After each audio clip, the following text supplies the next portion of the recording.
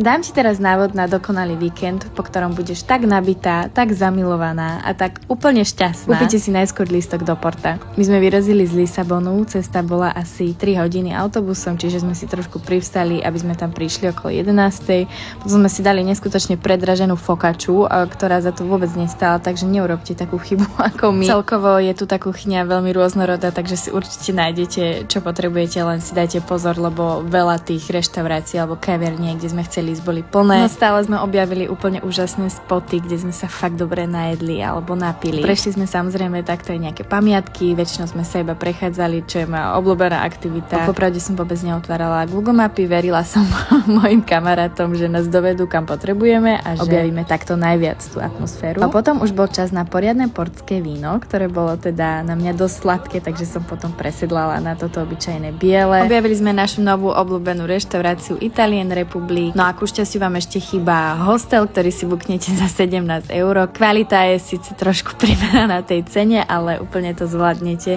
Na druhý deň sme sa zobudili do slnečného Porta. Pokračovali sme v našom programe a potom sme sa rozhodli ísť na poriadnu polievku, teda na rámen. A za mňa to teda nebol veľký hit, za to tá zmrzka, čo sme mali potom, určite áno. Ďakujem, že ste so mnou prežili víkend a navštívte Porto.